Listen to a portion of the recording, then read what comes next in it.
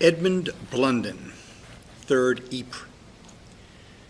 The Third Battle of Ypres, also called Passchendaele, was a battle outside Flanders. It lasted for almost 6 months in 1917, the end of 1917. It pretty much was might be seen as the Gettysburg for the Germans. The Germans suffered a major defeat there, but the British and Allied troops probably lost more men there than the Germans. So it was a Pyrrhic victory. I was looking at some pictures of the town outside Flanders where the battle took place. Before there's actually a town, and then after there's nothing. The bombardment actually pretty much totally destroyed the town. So this is the battle, the poem by Edmund Blunden called 3rd Ypres. Triumph. How strange, how strong had triumph come on weary hate of foul and endless war, when from its gray grave cloths awoke anew the summer day. Among the tumbled wreck of fastened lines and mounds, the light was peering, half smiling upon us and our newfound pride. The terror of the waiting night outlived, the time too crowded for the heart to count, all the sharp cost in friends killed on the assault. No hook of all the octopus had held us, here stood we trampling down the ancient tyrant. So, shouting, dug we among the monstrous pits. Amazing quiet fell upon the waste, quiet intolerable to those who felt the hurrying batteries beyond the masking hills, for their new parley setting themselves in array in crafty forms unmapped. No, these, smiled Faith, are dumb for the reason of their overthrow. They move not back, they lie among the crews, twisted and choked, they'll never speak again. Only the copse, where once might stand a shrine, still clacked and suddenly hissed its bullets by. The war would end, the line was on the move, and at a bound the impassable was past. We lay and waited with extravagant joy. Now dulls the day and chills. Comes there no word from those who swept through our new lines to flood the lines beyond? But little comes, and so sure as a runner, time himself's accosted, and the slow moments shake their heavy heads and croak, they're done. They'll none of them get through. They're done. They've all died on the entanglements. The wire stood up like an uplashed hedge and thorned with giant spikes, and there they've paid the bill. Then comes the black assurance, then the sky's mute misery lapses into trickling rain that wreathes and swims and soon shuts in our world, and those distorted guns that lay past use. Why, miracles not over, all a-firing.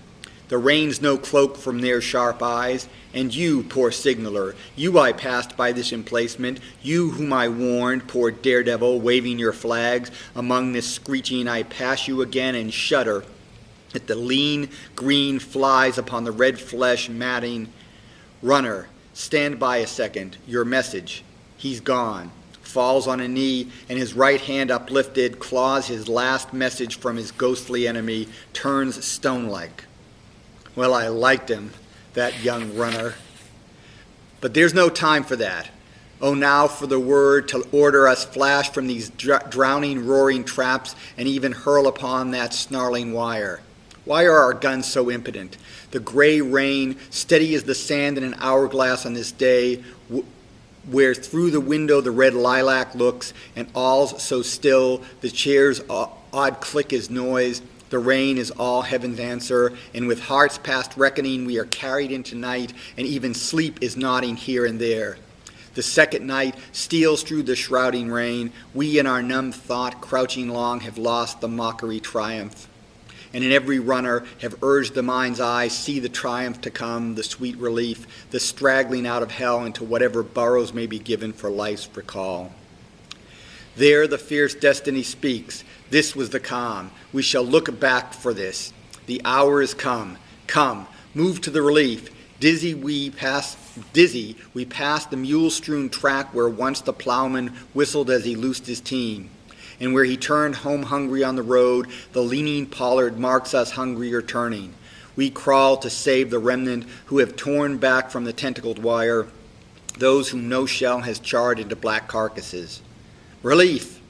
They grate their teeth until we take their room, and through the churn of moonless night and mud, and flaming burst and sour gas, we are huddled into the ditches where they bawl sense awake.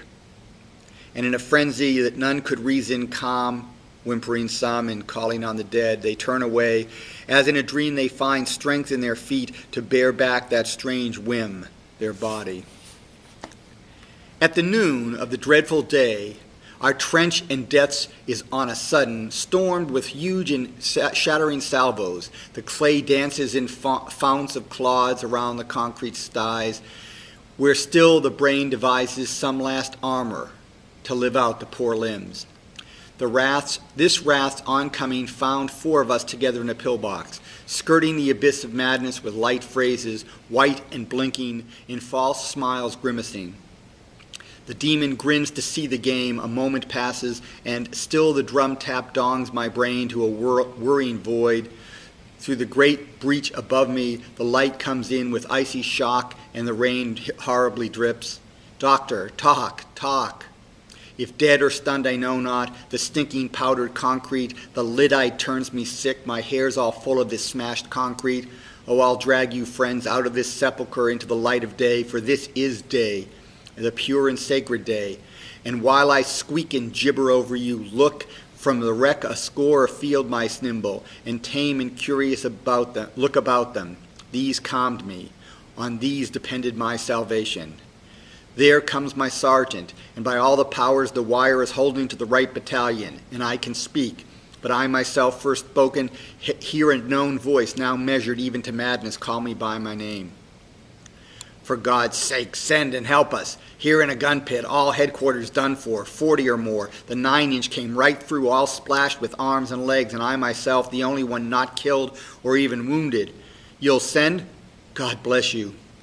The more monstrous fate shadows our own, the mind swoons doubly burdened, taught how for miles our anguish groans and bleeds, a whole sweet countryside amuck with murder, each moment puffed into a year with death, still wept the rain, roared guns, still swooped into swamps of flesh and blood, all to the drabness of uncreation sunk, and all thought dwindled to a moan, relieve. But who, with what command can now relieve the dead men from that chaos, or my soul?